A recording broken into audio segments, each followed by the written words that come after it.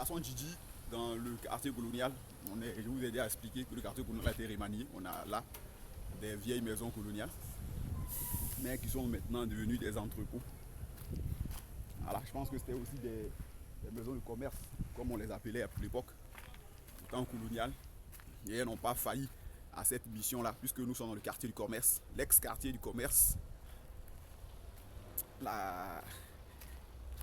Les crises de 90 étant passées par là, donc beaucoup d'entreprises ont fermé, certaines sont devenues, certaines ont été remplacées par des entreprises de café, de cacao. Donc nous sommes dans une vaste zone d'entrepôt. Et la vidéo qui nous réunit aujourd'hui, c'est toujours dans le cadre de l'acquisition de connaissances et de compétences. C'est la question d'un abonné qui demande donc, à qui donc s'adresse la rédaction, ou bien pour qui la rédaction d'un business plan est nécessaire. C'est-à-dire à quel type d'entrepreneur la rédaction d'un business plan est nécessaire. Bien, il faut savoir que la rédaction d'un business plan, je vous ai déjà dit que vous rédigez votre business plan pour que ça vous serve vous-même de boussole personnelle. Mais également, une fois que votre entreprise a pris du galon, c'est-à-dire une fois que votre entreprise a commencé à décoller et que vous cherchez à vous diversifier ou bien à enrichir l'activité, donc maintenant, vous pouvez solliciter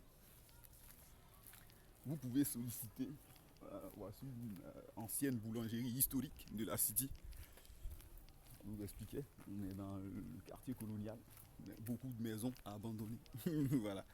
Donc c'est une fois que votre activité a connu son essor, a pris son envol, parce qu'on suppose que les entreprises meurent généralement au bout de 3 à 5 ans. Au bout de 3 à 5 ans, c'est du fly and crash. Donc au bout de 5 ans, donc c'est alors que votre entreprise, mais je ne vous dis pas qu'au bout de 5 ans, au bout de 3 ans, parce que l'entreprise bat de l'aile, donc vous allez faire un business plan pour vous renflouer. Si vous voulez vous renflouer, eh bien, il y a des mécanismes qui existent. Donc vous pouvez solliciter des prêteurs personnels,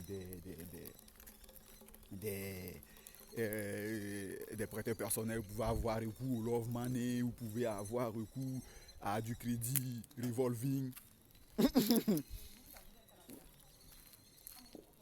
Bien étudié. Et merci une dame qui m'a donné de l'arachide, une tante qui vend arachide ici, ça fait belle lurette. Donc c'est dans ces circonstances-là. Donc 3 à 5 ans, activité en développement, c'est-à-dire on sait que l'argent là,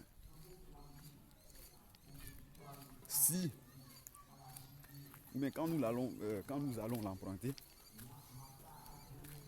elle va nous servir en tant que telle, soit à aller payer nos dettes, ou bien soit elle va nous servir à aller investir véritablement en vue de,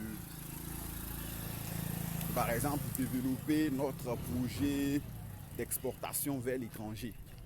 Donc dans ce cas de figure là, donc je vais aller emprunter, ou bien je vais aller faire un business plan pour intéresser mon banquier, ou bien pour intéresser des banques d'affaires, ou pour intéresser des investisseurs à venir investir dans mon affaire.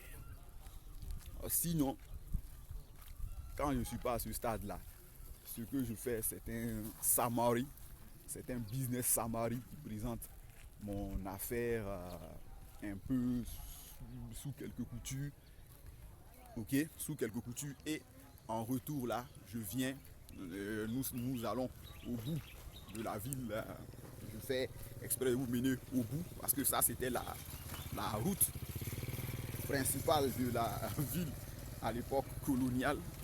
Celle-ci permettait de relier la ville à Sassandra et à Gagnoa. Donc j'emprunte cette route-là. Ça mène également à un endroit qu'on aimait bien, qui est au bout, qu'on appelle le gros coton parce que là-bas, le fleuve y passe. Il est plus rapide et il est plus entraînant. Mais attention à ne pas être entraîné par ceux-là. Donc, c'est à cette époque-là, donc quand mon business est au démarrage, je fais un business summary et j'intéresse les gens, ceux qui m'aiment comme ceux qui ne m'aiment pas, à venir m'aider parce que j'ai une idée d'entreprise.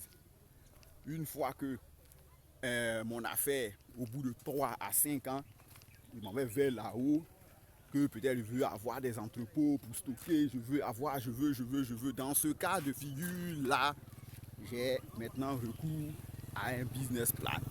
Voilà. Garçon, Gigi Spat in le Colonial District.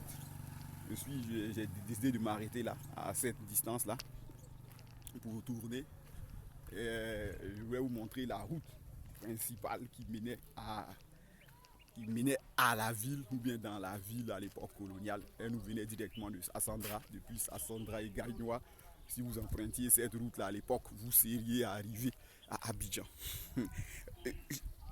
Ciao, n'oubliez pas de vous abonner à la chaîne. D'ici là, on se retrouve.